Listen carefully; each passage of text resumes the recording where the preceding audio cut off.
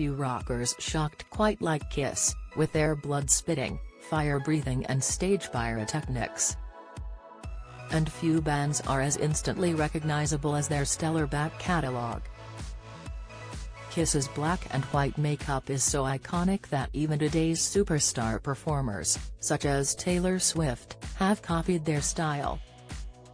Yet the look preceded their first show in 1973, a 5-decade career, more than 100 million album sales and crazy, crazy rock and roll lives. Bassist Gene Simmons, 75, who would go on to appear on the cover of Playboy and date Cher and Diana Ross, said the makeup came from nowhere on a chance trip to a one-stop shop that sold anything you want in New York. He and band members Ace Frehley, Paul Stanley and Peter Criss decided, for some strange reason, that all of us would buy clown makeup, black lipstick and red lipstick and cheap mirrors for $15. We questioned, what would we look like in makeup? The makeup we put on that afternoon in New York City is pretty much the makeup we wore, except for slight changes. But you'd recognize it right away. Gene, famed for his long tongue and his demon stage look, has lofty views of the importance of their face paint.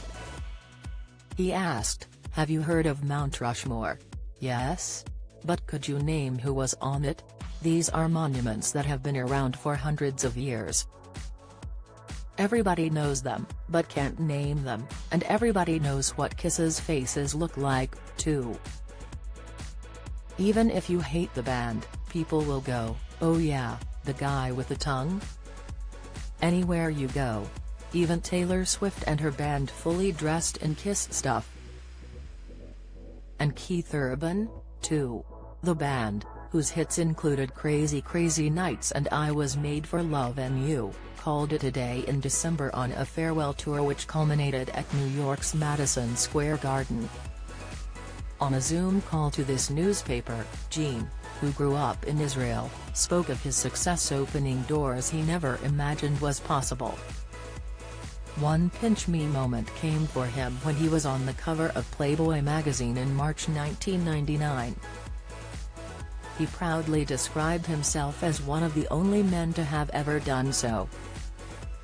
He was pictured with his mammoth tongue flailing out while flanked by bikini-clad women in bunny face paint.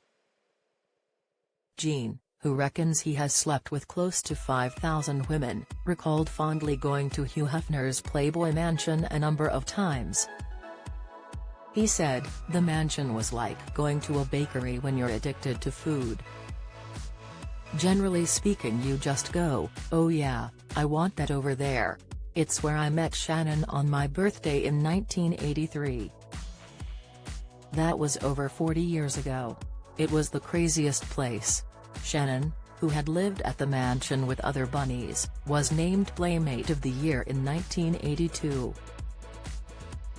The couple have 2 kids together. Nicholas was born in 1989 and Sophie in 1992, and they eventually married in 2011.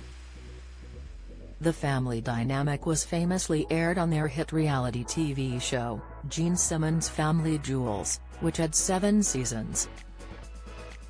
Before Shannon, Gene's flame burned bright for fellow singer Cher, 78. He dated the Believe star for 3 years from 1977 and calls her his first love. He also went out with singer Diana Ross, now 80. He said, "Cher and Diana Ross were both spectacular women and still are. All I can say is I'm the luckiest guy in the world to have been in their lives for a short period of time. They're both alpha females who remain feminine. They are a good example to any little girl." Gene has a soft spot for the UK and over Zoom belted out a short rendition of She's a Lady by Tom Jones, whom he has performed with in the past. But he could not resist mocking the British accent, sharing some dodgy impressions and taking aim at our supposedly wonky teeth and the size of pretty everything here. He said, "I first went to England in '75 and went to people's homes. I was shocked with how small the cars were, how small the steps were and how low the ceilings were. Everything in America is big. The people are big, the cars are big, the families are big. But it was the tightness of our lifts compared to America's that sparked a particular memory.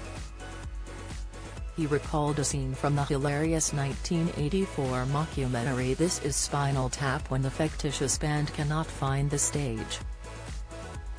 He said, "That's exactly what happened to Kiss in Newcastle. It was an old building. It might have been an opera house or something.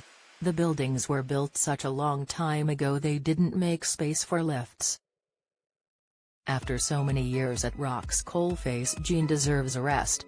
But instead, apart from appearing on TV's American Idol with singer Katy Perry, he is also a successful entrepreneur in the drinks industry.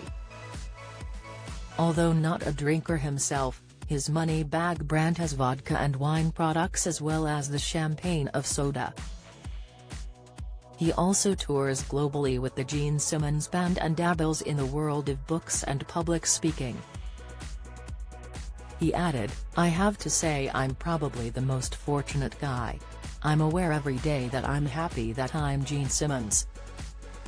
Follow Mirror Celebs on Snapchat, Instagram, Twitter, Facebook, YouTube and Threads.